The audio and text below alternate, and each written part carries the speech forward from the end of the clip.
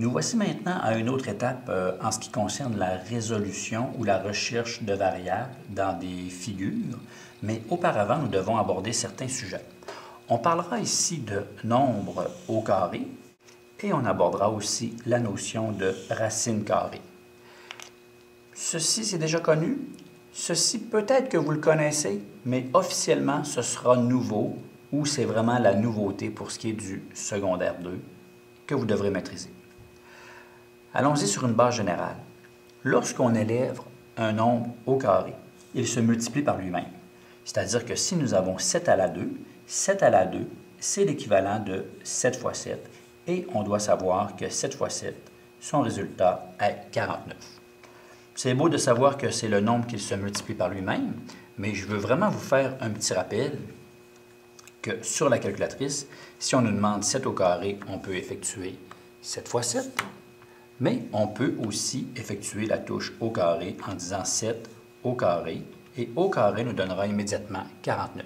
Bon, parfait. Extraire la racine carrée. Extraire la racine carrée, c'est trouver le nombre qui, multiplié par lui-même, dans le cas qui nous intéresse, nous donnera 49. Par exemple, si je me questionne, quel nombre multiplié par lui-même donne 49? Eh bien, nous, on sait que c'est 7 fois 7. C'est donc dire qu'on doit faire la racine carrée de 49 pour trouver la réponse, si jamais on ne la connaît pas. La racine carrée est donc l'opération inverse d'élever un nombre au carré. Au même titre que l'opération inverse de multiplier, c'est une division, ou au même titre que l'opération inverse de soustraire, c'est une addition. Les opérations inverses sont en relation une avec l'autre. Eh bien, si on est dans une fonction qui est au carré, eh bien, l'opération inverse, ce sera la racine carrée. Utilisation de votre calculatrice. Il est vraiment important de maîtriser le fonctionnement de votre calculatrice pour ce qui s'en vient, pour appuyer sur les touches dans le bon ordre, parce que selon la calculatrice, ce ne sont pas toutes les calculatrices qui fonctionnent de la même manière. Petit rappel, 3,2 au carré. Allons-y rapidement. On pourrait faire 3,2. J'ai utilisé une autre calculatrice.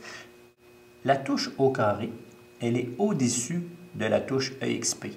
Eh bien, si je pèse ici, ça ne me donnera pas la bonne fonction.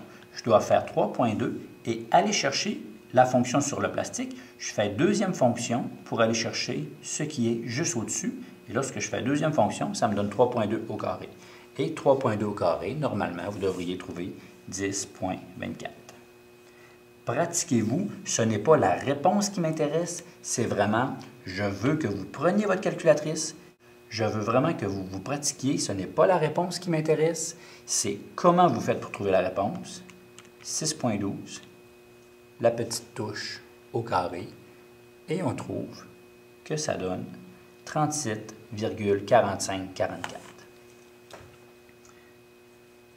37, 45, 44. C'est vraiment l'utilisation.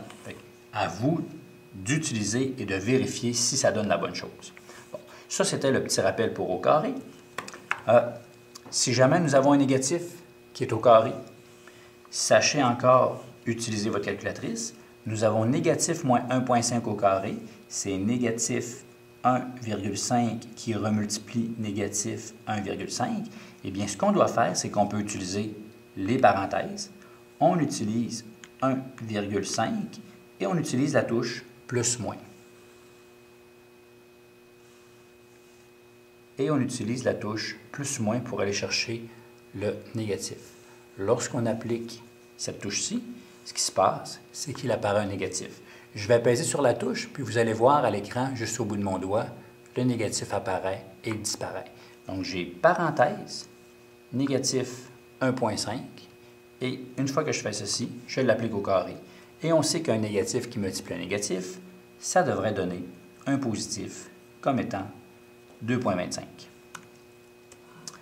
Si jamais vous avez un exposant avec moins 4,5 à la 2, selon les calculatrices, je pourrais faire parenthèse, négatif 4,5. Et l'idée, c'est que le 4,5, ce n'est pas lui au complet qui possède l'exposant. Ça veut donc dire que je ne dois pas utiliser les parenthèses ici. C'est seulement le 4,5. Le négatif n'est pas affecté. Je dois le laisser ici, contrairement ici que le négatif était affecté de l'exposant. 2. Ça fait que ce qu'on ferait, c'est qu'on ferait 4,5, tout simplement, au carré, et ça nous donnerait 20,25. Mais faites attention, il y a une très grande nuance entre le fait que le négatif soit dans une parenthèse et qu'il subisse l'exposant et le fait qu'il ne le subisse pas. Ici, il est affecté, ici, il n'est pas affecté. Bon, ce que je voudrais maintenant qu'on sache utiliser hors de tout doute, c'est racine de 5,29. Vous devez faire 5,29 et si on fait la racine s'applique après. Donc, selon les calculatrices, il faut par moment la faire après. Mais ici, je sais que c'est la racine de 5,29. Et encore là, ce n'est pas 2,3 qui m'intéresse que vous écriviez dans les notes. C'est que vous trouviez vous-même la réponse 2,3 avec votre calculatrice. Allons-y ici. Racine de 225. Ce qu'on veut savoir, c'est quel chiffre multiplié par lui-même donne 225. Eh bien, on devrait faire la racine pour cette calculatrice-ci. Elle est sur une touche de plastique. Elle est juste en haut de la valeur pi. Donc, je fais deuxième fonction. J'applique la racine et je fais racine de 225, ce qui me donne exactement 15. Donc, la racine de 225, je le répète pour la 4e, 5e, 6e fois, à vous d'utiliser les touches pour maîtriser. Sans ça, vous ne serez pas capable de faire le reste de ce qu'il y a là. Quel nombre multiplié par lui-même donne négatif 9, c'est-à-dire que j'effectue la racine de négatif 9? Allons-y avec la racine de 9 qui est négatif. Eh bien, la racine de négatif 9, il arrive un pépin au niveau de la calculatrice. Il n'y a aucun chiffre qui, multiplié par lui-même, donne négatif 9. Certaines personnes pourraient dire, oui, mais moins 3 au carré. Oui, mais un négatif qui multiplie un négatif revient à un positif. Donc, pour l'instant, c'est impossible au niveau des mathématiques, du secondaire 2 et du secondaire et probablement du cégep, mais à l'université, il apparaîtra quelque chose de nouveau. Donc, contentons-nous pour l'instant de dire que la racine d'un négatif, c'est impossible. Ça ne vous arrivera pas. De la géométrie, je vous demande, règle générale, de faire toujours le dessin, d'écrire la formule, de remplacer, de résoudre et de donner la réponse. C'est du domaine classique. Respectez ceci. Voici un exemple qui devrait mettre en relation ce que nous venons d'apprendre par rapport à la racine carrée et par rapport à l'exposant 2. Trouvez la mesure d'un côté d'un carré si on connaît l'air. Voici l'exemple. Trouve la mesure d'un côté d'un carré ayant une aire de 196 cm². Petit carré, en termes de représentation visuelle, on nous demande quelle est la mesure du côté si l'aire de l'objet est de 196 cm². Rappelez-vous, la clé du succès, c'est vraiment d'écrire les formules. C'est d'écrire les formules, mais surtout d'écrire les formules qui sont associées à ce qu'on nous donne. Et ensuite, il faut être méthodique. Donc, vraiment, vraiment important pour ceci. On me donne l'aire d'un carré. Je viens de dire que je veux écrire la formule. Donc, allons-y avec l'aire d'un carré est donnée par côté au carré. Il ne faut pas se tromper avec la formule du périmètre. L'aire est donnée par côté à la 2. Très peu de choses dans cette formule. L'aire, on remplace.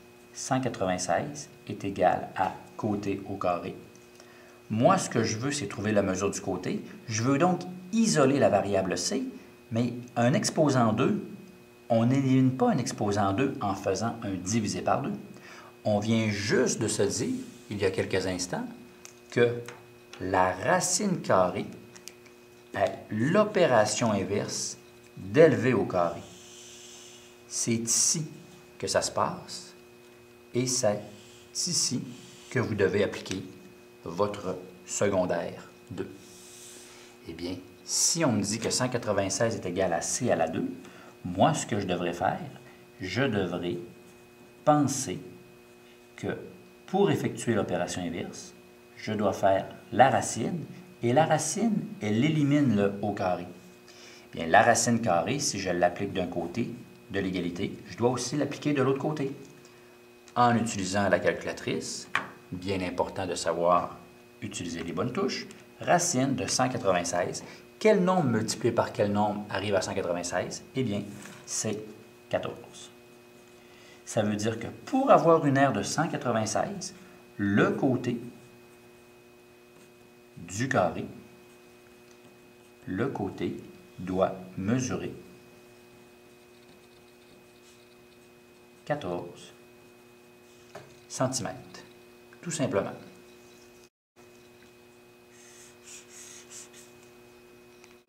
Et on vient de répondre à la question. Tous les carrés que vous rencontrerez procéderont exactement de la même manière. La formule, je remplace, opération inverse, la racine, je remonte au côté et j'ai la mesure. Calculer le rayon d'un cercle. Le titre, il est écrit d'une manière différente des autres. Ceci représente en réalité une manière de communiquer avec vous. C'est que dans vos notes de cours, à la fin, vous avez un endroit où est-ce qu'on vous parle de calculer le rayon d'un cercle. Nous avons déjà vu comment calculer la circonférence et l'aire d'un cercle à partir de la formule circonférence égale 2πr. Nous avons déjà vu comment calculer l'aire, c'est-à-dire l'aire est égale à πr2. Ici, on faisait la formule en quelque sorte.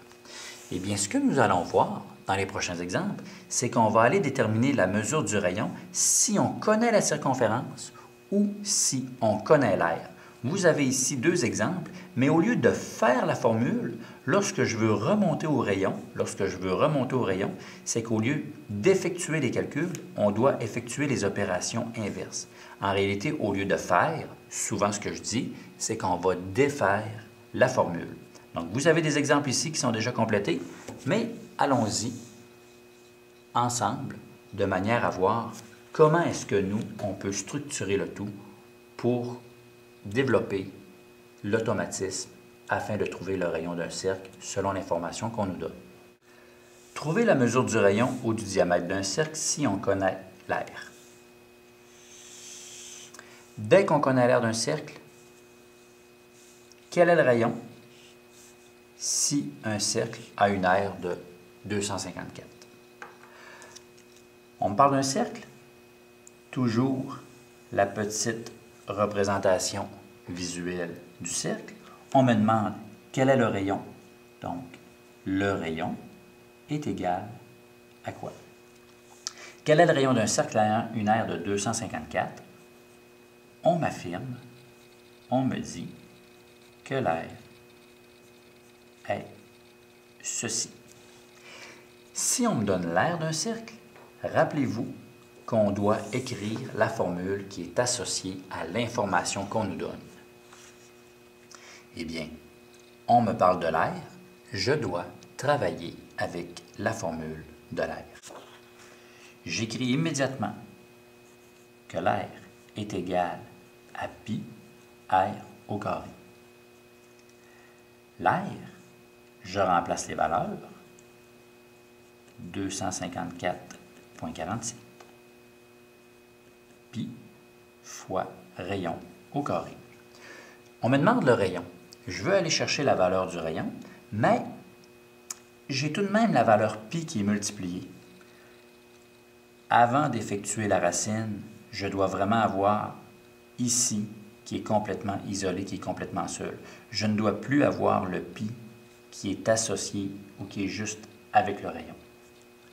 Multiplié par pi, c'est-à-dire que l'opération inverse sera 254,47 qu'on devrait normalement diviser par pi.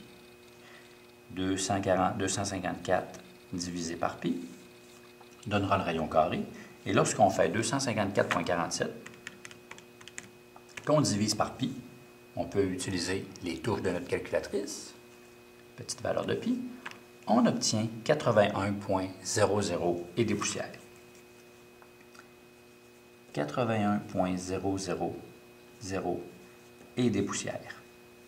Bien, en réalité, là, normalement, 2 chiffres après la virgule, c'est pleinement convenable. Et puis 2 chiffres, ça nous donne quand même 81.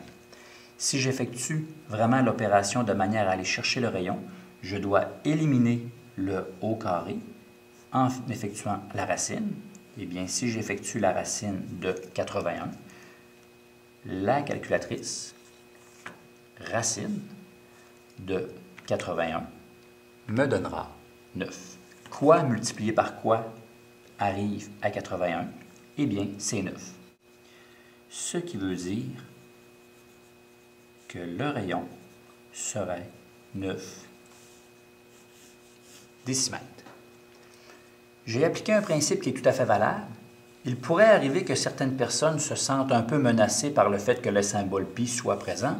Eh bien, allons-y en effectuant exactement la même chose. J'écris la formule, j'écris 254,47 et au lieu de garder pi, certaines personnes se sentiront plus à l'aise de le remplacer par 3,14. L'opération inverse de multiplier par 3,14, si je veux vraiment isoler le rayon, je dois éliminer cette multiplication-ci en premier. Je ferai 254,47 divisé par 3,14, alors que tout à l'heure, j'avais fait diviser par pi. J'avais gardé le symbole. Exactement la même chose. J'obtiendrai le rayon au carré. En effectuant ceci divisé par ceci, j'obtiendrai environ 81. Opération inverse, racine qui élimine le carré, racine qui élimine le carré, et je trouve 9 qui est égal au rayon, exactement ce qu'on a. La seule nuance, c'est que peut-être que certaines personnes pourraient craindre le symbole, mais vous ne devez pas craindre ou vous devez être capable d'assumer qu'on peut travailler avec des symboles en mathématiques. En tout cas, une ou l'autre méthode me conviendrait. Allons-y maintenant avec un autre exemple qui concerne le cercle. La mesure du rayon ou du diamètre d'un cercle, si on connaît la circonférence, ici, il y a quelques instants, ce qu'on a trouvé, c'est le rayon. Si on avait voulu le diamètre, on aurait simplement multiplié par 2. Regardons l'exemple en question. Détermine le rayon d'un cercle dont la circonférence est 50,24 mètres. Ce qu'on me donne, on me parle encore d'un cercle et on me dit que la circonférence est de 50,24 mètres. On me demande de trouver le rayon et j'applique le tout au niveau de la représentation. Si on me parle de la circonférence, j'écris la formule qui est en lien avec l'information qu'on me donne. Circonférence est égale à 2πr. Je remplace la circonférence par la valeur en question, 50,24, 2 fois pi, 2 fois 3,14 fois le rayon. Ici, j'ai décidé d'appliquer le pi comme étant 2,3,14. 50,24 devrait être égal à 2 fois 3,14 qui multiplie le rayon. Je pourrais multiplier ces valeurs-là et ça me donnerait 6,28 qui multiplie le rayon. Je les ai fusionnés pour arriver à un équivalent. Je veux isoler le rayon. Très, très simple. Opération inverse de multiplier. C'est une division. 50,24 divisé en 6,28 me donne le rayon. J'utilise la calculatrice. 50,24 divisé par 6,28, ce qui me donne environ 8. OK. 8 serait égal au rayon. Vous me faites ceci, tout est parfait. Si j'applique l'autre méthode, c'est-à-dire l'autre méthode, celle qui ne remplace pas la valeur de pi, j'écris circonférence égale 2πr. Circonférence, je remplace par ce qu'on m'a dit qui était 50,24. Et cette fois-ci, je vais garder le symbole 2πr. Je veux isoler la variable r. Eh bien, la multiplication par 2π devrait être éliminée en effectuant l'opération inverse. Et l'opération inverse serait de faire 50,24 divisé par 2pi. Lorsqu'on divise par 2pi, on divise par 2 fois 3,14. On divise par 2 fois 3,14, mais ici, ça fait un peu plus savant. Le rayon sera égal à 50,24 divisé par, je peux appliquer des parenthèses, très important, 50,24 divisé par 2pi. Et la calculatrice traitera le tout exactement de la bonne manière, comme étant 7,995, ainsi de suite. Eh bien, en réalité, la valeur est légèrement différente parce qu'au lieu d'utiliser 3,14, j'ai pris pi. Je suis beaucoup plus précis ici. La valeur, selon ce qu'on a, serait 7,995. Mais on s'est dit qu'on arrondissait, règle générale, 2 chiffres après la virgule. Le 5 fait basculer le 9, qui devient 0, qui bascule. Et finalement, on se ramasse. On trouve que le rayon vaut environ 8. Je avais vraiment posé la question, détermine le rayon. Si jamais on nous demandait de trouver le diamètre, ce n'est pas la question, mais je le montre quand même, juste pour qu'on se dise, le diamètre est donné par 2 fois le rayon. Le diamètre sera 2 fois 8 et le diamètre serait l'équivalent de 16 mètres. On pourrait donner une réponse comme le rayon est 8 mètres ou le diamètre vaut 16 mètres. Parce qu'on pourrait très bien nous demander un ou l'autre. Que vous fassiez la méthode que vous remplacez pi ou que vous utilisiez le pi en termes de symbole, je trouve qu'ici, ça fait beaucoup plus savant. Mais cette manière-là est tout à fait valable. Sachez faire ceci, très important.